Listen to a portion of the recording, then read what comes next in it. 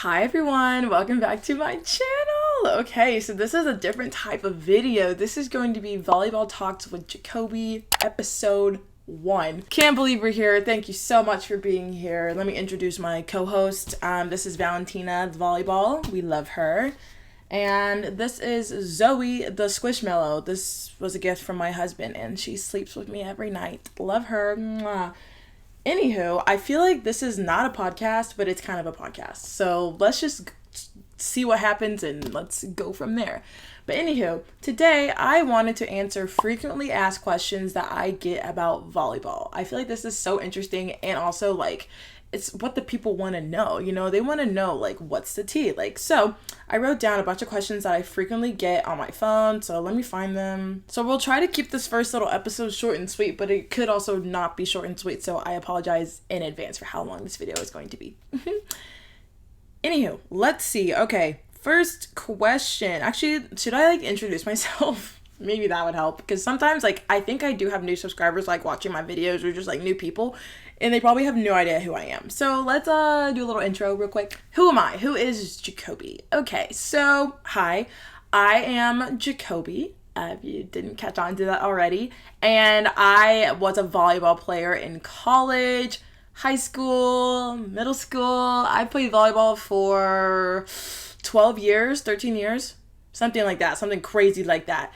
I played club volleyball. I played club volleyball in college. I've done literally everything there is to do with volleyball. I played beach volleyball. I've done a lot. And basically why I have this channel is just because I love volleyball and I love teaching people about volleyball, and I love it. I love watching it. I love playing it. I just love everything about it. So I really, really am passionate about coaching, I guess you could say. Because I had got that question once, Jacoby, why aren't you a coach? And I'm like, I don't know. That's actually a good question. I don't know why I don't coach. I don't know. I guess this is my form of coaching. It's online coaching, if you will. I'm 25 now, and I played volleyball in college at 3 different schools. I am a transfer portal queen, okay? So I started off at a D3 school, and then I ended up transferring to a Division 1 school, and that was my biggest accomplishment to this day. I'm so proud of myself for doing that, because that was crazy. But yeah, I went to a D1 school. It's called the University of Southern Mississippi. We love sometimes. But yeah, that's where I played, and then COVID ended up hitting, and then I ended up transferring again because I don't know, I hate myself, I guess.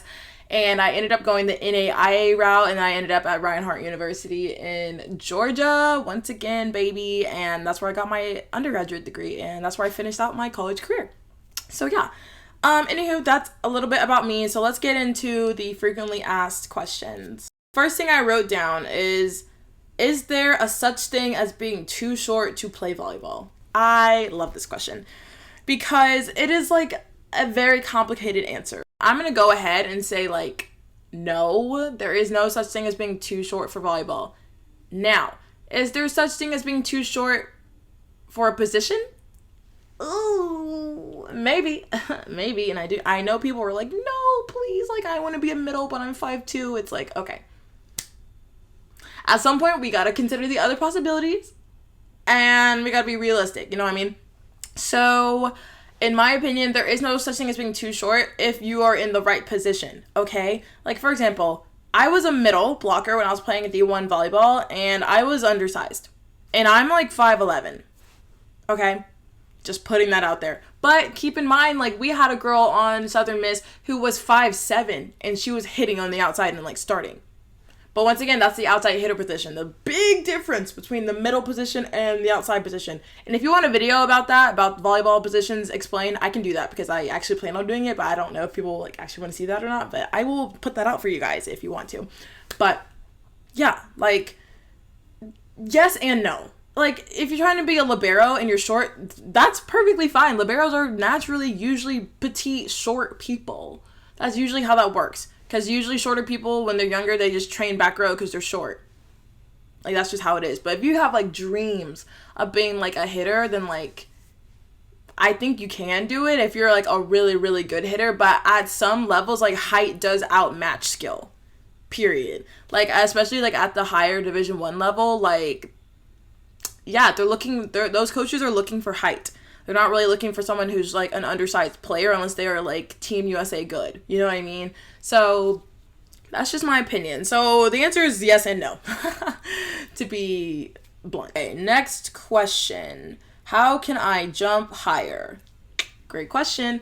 Okay, so this is like the key to getting your vertical up. Essentially, you need to be lifting weights and working out, period. Because your vertical jump comes from your muscles and how strong you are, and honestly just like natural ability. So that is true. Like some people can just naturally jump out of the gym, which is amazing. But you can also manufacture a vertical as well by getting in the gym and lifting weights and really working on your leg muscles and your agility. That's really the key to getting a higher vertical. And some lifts I would suggest for getting a higher vertical is like squats. Those are really good. RDLs, calf raises, lunges, just like anything that's really going to strengthen your legs and build muscle. That is really going to help you get a higher vertical. Next question. My serve won't go over. How can I fix that? $1,000,000 question. Okay, so basically, when you're not making your serve over the net, there's probably a multitude of things that are wrong and that you're not doing right. So first of all, let's start with your hand contact. That's the most important thing. Here, we'll do a little demo with Valentina, the volleyball. So when you're serving, you don't want your hand to be like this, like super relaxed, like da-da-da, like serve the ball. Like no, like you need to be nice and firm and like high five the ball. Like that's how you want to act when you're serving. So that's like the first thing I would look at if I was coaching someone who couldn't get their serve over the net. That's the first thing I would look at is your hand contact firm enough? The second way I would diagnose this is your toss good?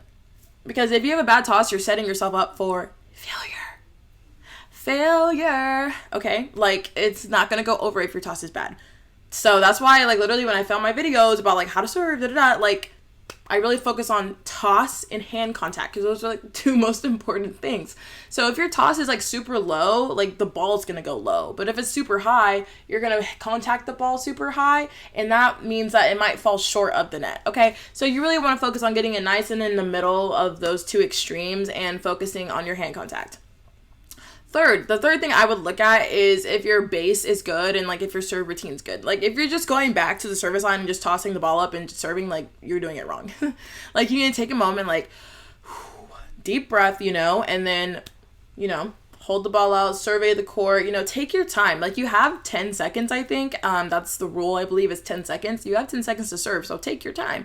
And really focus on getting your serve over the net. Like you can take that time. Like don't let anyone rush you. Besides, if you are taking like maybe close to 10 seconds, then maybe don't take that long. But like maybe like 6 seconds, I feel like is the sweet spot. So yeah, take your time when you're serving and really just like try to calm yourself, because you can be super hyped when you're going back to the service line and miss. Like I've done that so many times, and everyone who plays volleyball is guilty of that. Like say you just got like the sickest kill ever, you're like, let's go, and then you go back to the service line and you miss. Okay, next question. I want to play in college. Can I go D1? Ooh, this yeah, this is a good question. Okay, so basically, I feel like some people mistake D1 volleyball with being like the end-all be-all of volleyball. Like there's more to college volleyball than just that level. Like you can play D2, D3, NAIA, junior college. Like there's so many other options for people, but they see like in the media and like social media like how glamorized Division I volleyball is. So I would say like some people can go D1. Now the percentage out of high school for people who play Division I volleyball, I'm pretty sure is 1%. Or no, excuse me, maybe like 0.5%. I think only 1% actually go and play in college after high school, and then only 0.5% go, ew, why is my hair on me? What? Only 0.5% like go D1.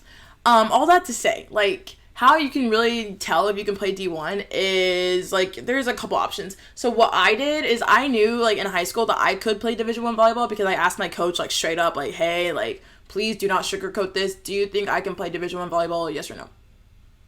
Like be straight up honest with me.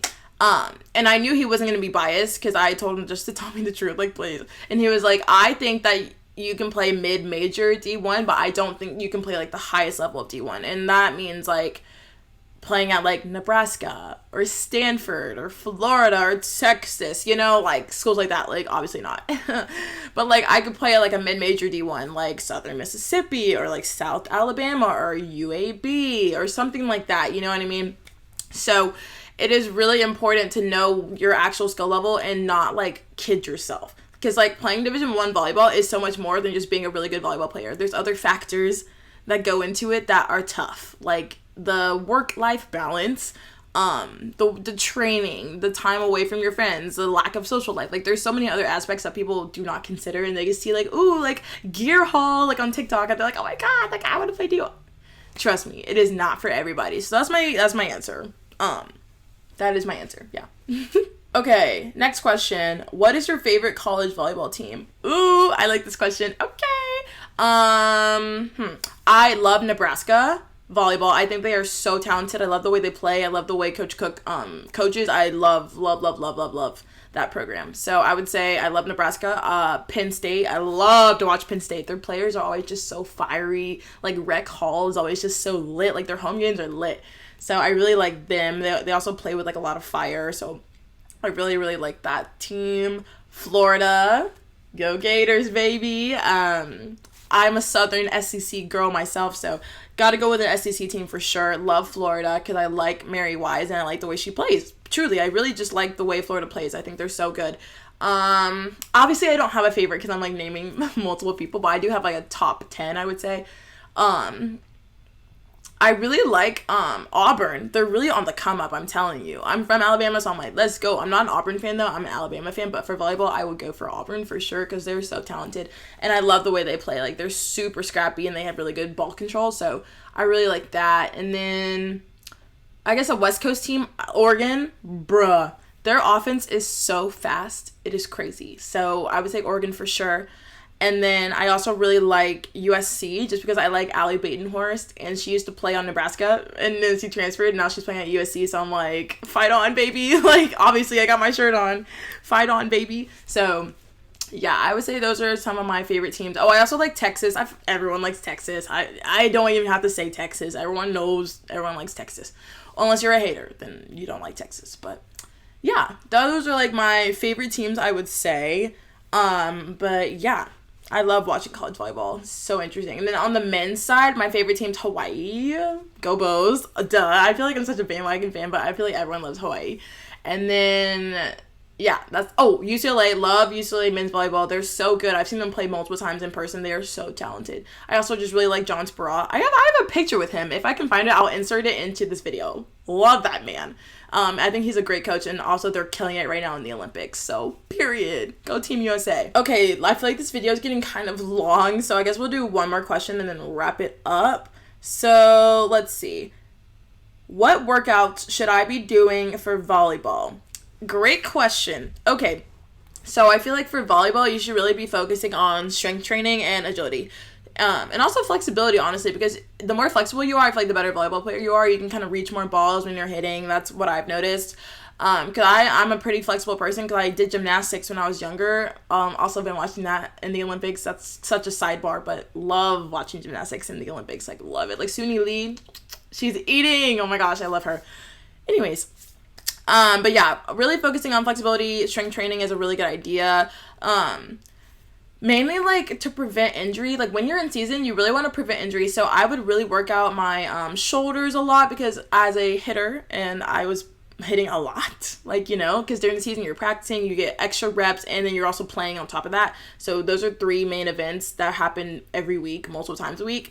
So I was really focusing on my strength of my shoulders, both of them, but especially my, you know, my hitting arm. For sure. And then I was focusing on my knee health as well because I had bad knees. Like, I just had bad knees, okay? I'm just not built very well. So I really focused on strengthening my hip flexors, my quads, my hamstrings, my calves, you know, just everything just to make sure that my knees stayed healthy because that was really important.